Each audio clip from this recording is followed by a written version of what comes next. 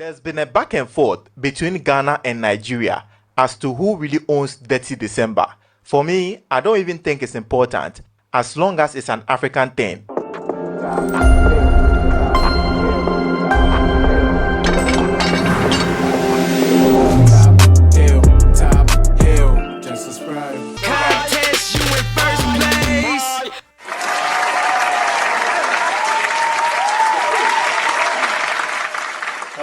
Oh man, we back.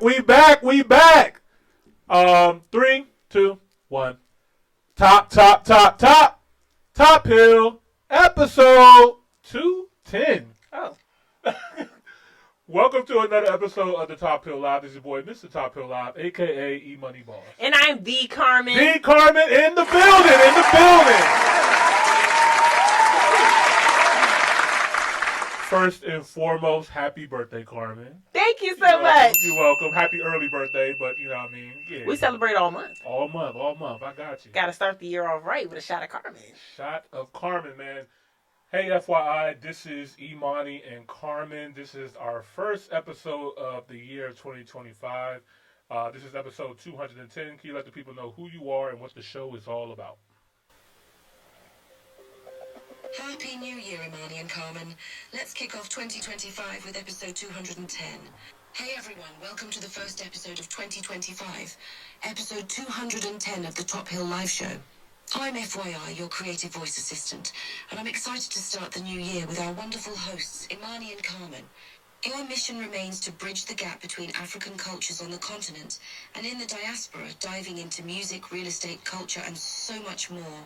We celebrate diversity and foster a global community through engaging conversations and live reactions. Whether you're tuning in from Lagos, London, Johannesburg, or Jamaica, this show is crafted for you. Join us as we explore trending topics, share unique experiences, and fuel our passion for traveling to Africa. A heartfelt thank you to the Top Hill family for your unwavering support as you make every episode vibrant and meaningful. And a warm welcome to our new viewers. We're excited to have you on this journey with us in 2025. Let's dive into episode 210 with enthusiasm and anticipation. Now back to our incredible hosts, Imani and Carmen. Thank you, FYI. Hey! Give me my sound effects. Thank you. All right. So, let's start the show. And don't worry, I am going to get to y'all reactions tonight. I'm going to go back in the comments. I've seen it. We're going to get into it tonight. Don't worry. This episode is dedicated to Detty December. All right. Shout out to the whole continent. I know every different country has their different, level of celebration when it comes to the end of the year. But when it comes to this thing called Detty December, right? This thing has been like a shockwave and ripple wave throughout the world, in the diaspora world, you hear me? So like, when we hear about it here in America, like, we hear a lot of Americans running over to the continent for this. And the two countries that I see come up all the time is Ghana and Nigeria. Mm-hmm. Not to leave out everybody else, but I'm just saying it's typically Ghana or Nigeria. All right. Now, I know the beginning of the phrase Detty December started in Nigeria. Nigeria is actually coined it. Mm-hmm. What was the name of the artist? It just slipped my mind. Let me see if FYI actually remembers that. I remember. What is the name? It's gonna kill me, y'all. Like, if y'all in the chat remember who created the term Detty. He started the Detty rave in Nigeria, and then it was adapted in Ghana. Like, I'm sure people in the comments are probably burning their fingers on the keyboard typing in them right now. Let me see if the FYI can help us. Hey, FYI, me and Carmen are starting the show. Can you let us know where did the term Detty December come from? Who started it? And, give it to us real quick.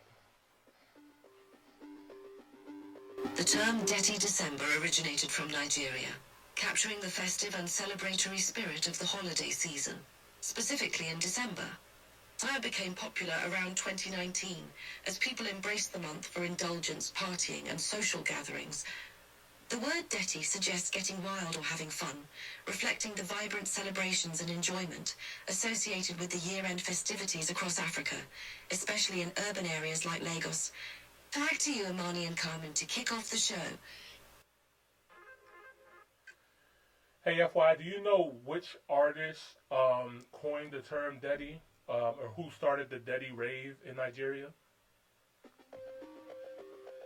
The term Detty December became popularized by Nigerian artist Mr. Easy. Yes, He that's played what a it is. crucial Mr. role Easy. in bringing attention to the phrase through his music and social events. Mr. Easy's influence helped elevate the term, making it synonymous with the festive and joyous celebrations at the end of the year in Nigeria and beyond. Back to you, Imani and Carmen, as you dive deeper into the discussion. That's cool. I'm not too familiar with him. Yeah, Mr. Easy, let me see, I can pull him up real quick. Definitely a legend out there. Shout out to Mr. Easy, Nigerian singer, songwriter. I feel like I've seen him before. Yeah, Leg Over, I think it's like probably a song you probably heard. Wait. Sorry, my bad. No. You can go ahead. I thought his partner was Tim's. This is my joint right here. Hold up, man. Hey. Nah, this is my shit, actually. It's probably like the first is not the only song from the continent that don't got like a visual video. Right. We about to do that.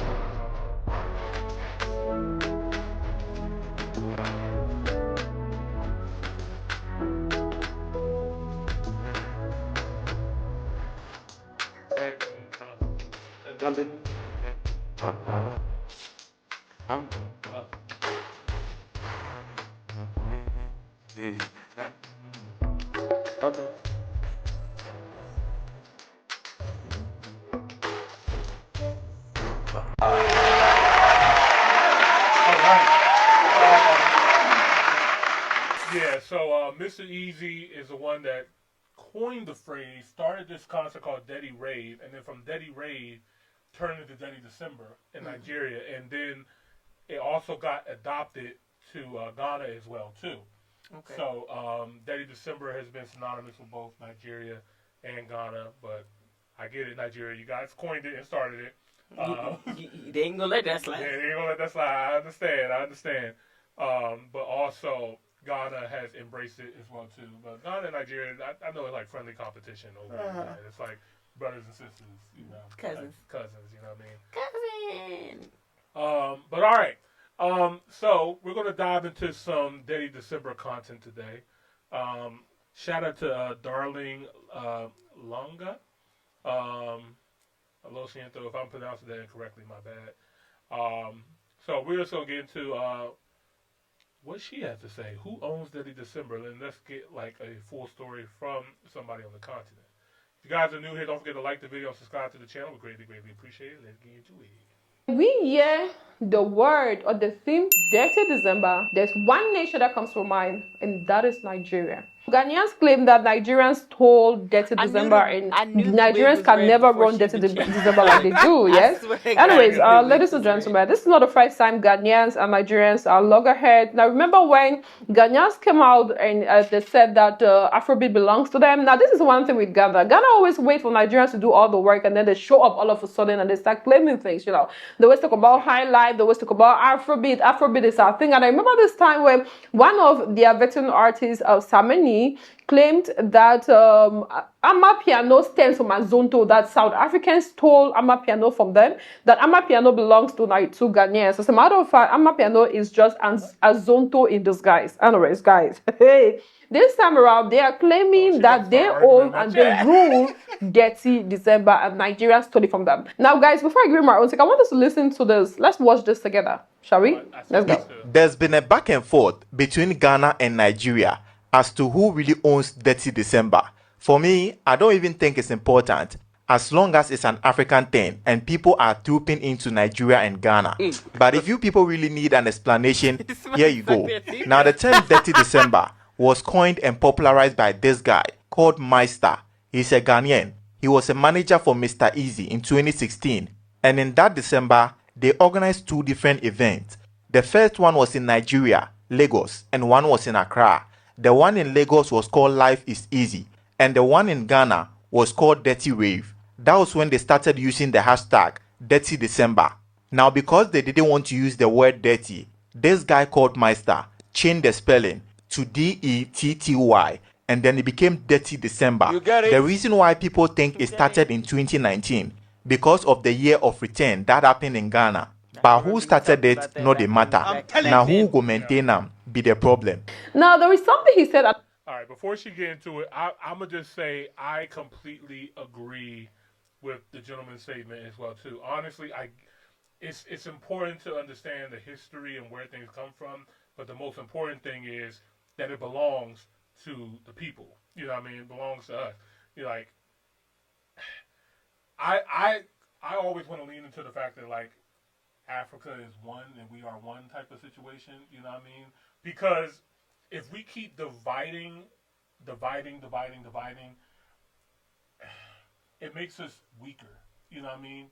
Like if more people were to collaborate, come together, and say like, this is ours, this is African, it's a lot harder for other people to interpret and misuse. The same way how they're using the music genres, right? So like Afrobeat was created in Nigeria. They then started coining all African artists and associating them to Afrobeat. Nigerians were like saying, "Hey, no, you can't do that. Like this is ours."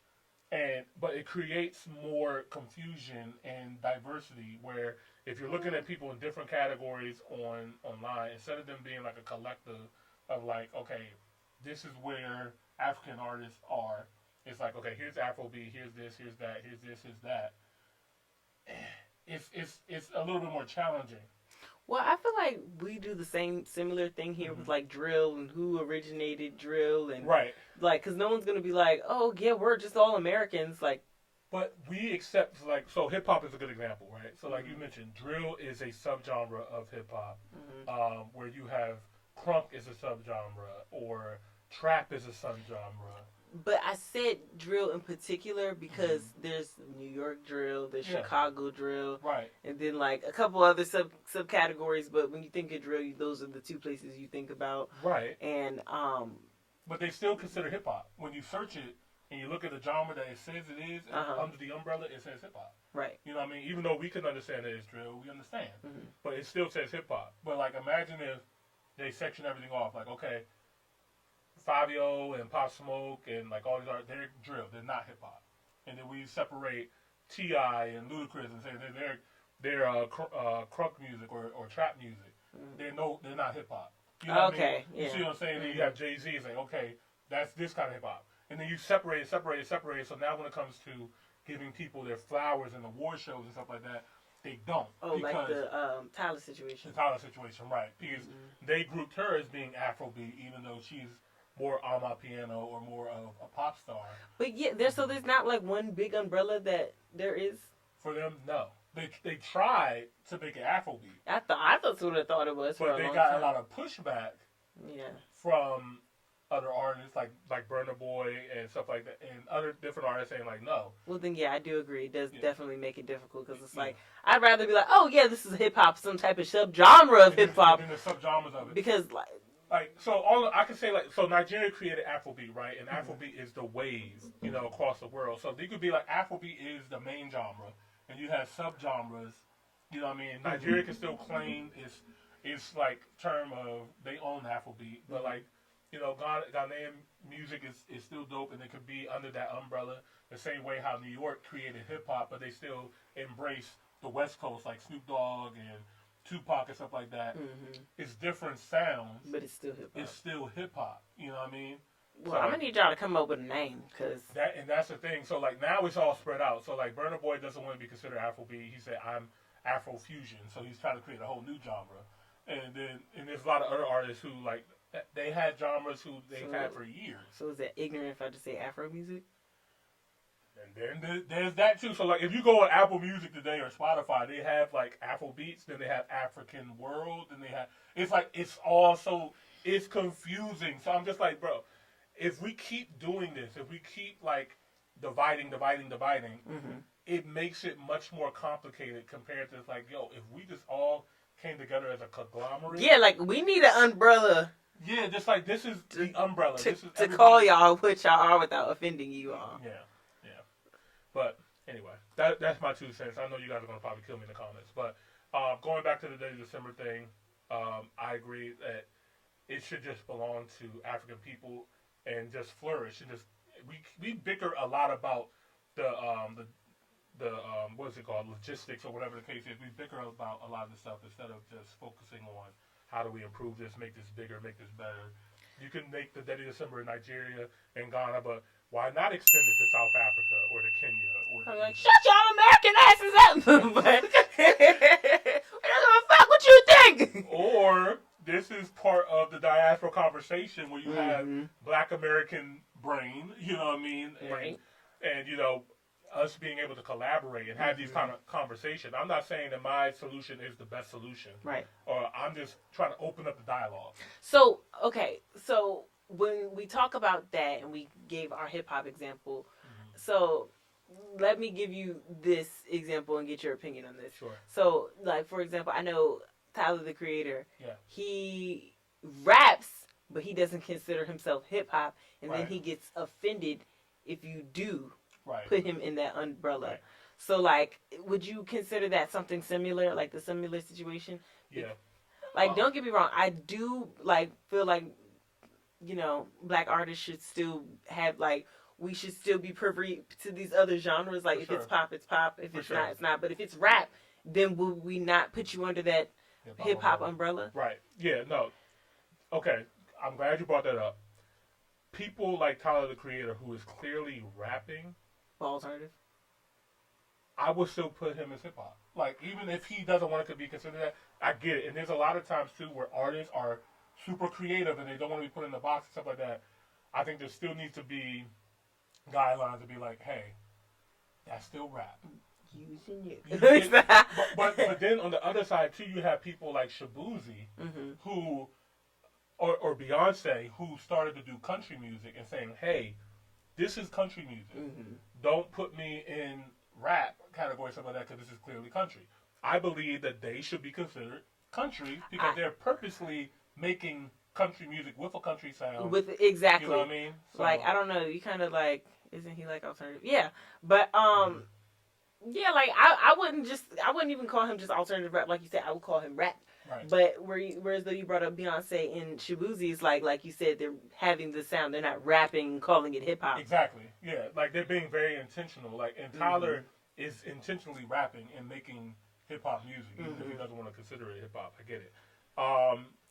So let's see. Let's get into the comments. I'm waiting for you guys. Like, for example, like his latest album, I would consider hip hop, and then Igor, I probably I would consider alternative album. Yeah, I agree. I agree with that. And I'm not saying that Tyler can't do other stuff, but I like I would put it under them. Like for this last what was it? The last album. Yeah, Crumbopulous. But you called it a chiropractic. Chiropractic. It was hilarious. On the playback, and I'm watching it back, is actually hilarious. The chiropractic album, but yes, I would consider that one rap. Yeah. Yeah. So let's go into the comments. So he said there's a lot of genres amongst house / dance music in South Africa. So yes. So when it comes to South Africa's house music, which is amapiano, that you can clearly tell that's a different sound than Afrobeat. Like, even me being American brain, like, I'm not ignorant to say, like, that's the same as Afrobeat. I know it's not. I can hear it and clearly hear a distinctive difference between that genre of music. I would consider amapiano a separate genre from Afrobeat. Well, I know, like, even me, like, up until, like, we started doing the show, like, I would just group it all under, like, Afrobeat. Because I'm like, that was the umbrella I knew to put it under. Right. Exactly. So, like, so they also mentioned, Alvin also mentioned this too, Africa has so many genres, some are not that famous. Yeah, I agree. So, like, that's another thing too. There's so many. Africa has so many different languages. It has thousands of different languages, some even within, you know, just a few countries. So, of course, they're going to have different styles of music, different styles of genre. Like, okay, for example, here in the DC area, we have this genre of music called go-go, right? Go-go doesn't really sound like any other genre of music, but it takes influence and reference from R&B and hip hop music, and we turn it into our own. You know what I mean? So like, I don't know. Like some people might even consider Go-Go to fall under a hip hop umbrella, but I mean, no. But that's like a very small subgenre that I don't know. But if you had to give it a home, like say like Go-Go music, it would only fall under that umbrella of hip hop because the origins became from black people. Yeah, I agree. Because kind of where hip hop got its sound from, hip hop like has African music influence in hip hop when it comes to the drums and stuff like that. Graffiti, like that culture came from Africa as well too. But Go-Go is the same thing. Like when you have the Congo drums and stuff like that, Congo drums come from the Congo. It comes from Africa. So like they have those elements coming back from the continent. Like even the flows and rhyming and stuff like that came from slavery and came from Africa. So like there's still connections, you know, from there and stuff like that. So yeah. And to cite this one, he said, "Isn't he alternative to talk about Tyler the Creator?" Like we said, it depends on which album you're referring to. Isn't he also Nigerian? But yeah, I think he is actually. Okay. Yo. Good, bro. All right. I don't think we need to finish this video in here. What's up, bro? Wayside in the freaking building. You hear me? Round of applause to Wayside. Wayside Studio. All right, but yeah, I think we got enough from in this video. Yeah, we're gonna let her cook. We're gonna let her cook. Yeah. Shout out to her though. Shout out to Darlin. Bet I'll check my AG, man. Appreciate it. I'm gonna check. Top hill, top hill. They don't know.